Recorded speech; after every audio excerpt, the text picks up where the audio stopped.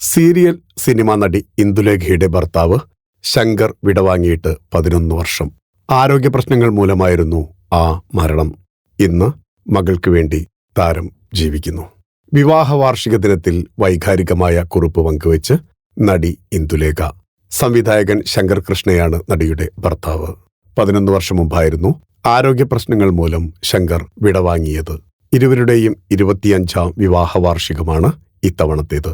ചില ബന്ധങ്ങൾ അളക്കുന്നത് ഒരുമിച്ച് ചിലവഴിച്ച വർഷങ്ങളാൽ അല്ല, മറിച്ച് അതിൽ അവശേഷിപ്പിക്കുന്ന സ്നേഹത്തിലും അത് മാറ്റിമറിച്ച ജീവിതങ്ങളിലും മനസ്സിൽ സൂക്ഷിക്കുന്ന ഓർമ്മകളിലുമാണ്.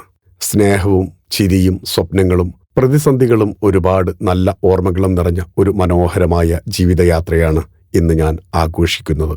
ഞങ്ങൾക്ക് 25ാം വിവാഹ വാർഷികാശംസകൾ എന്നാണ് ഇന്ദുലേഖ കുറിച്ചത്. ഭർത്താവിനൊപ്പമുള്ള മനോഹരമായ ചിത്രങ്ങൾക്കൊപ്പമാണ് ഇന്ദുലേഖയുടെ കുറിപ്പ് സോഷ്യൽ മീഡിയയിലൂടെ പുറത്തുവന്നത്. ഉണ്ണിമായ എന്നൊരു മകളാണ് ഇരുവർക്കുമുള്ളത്.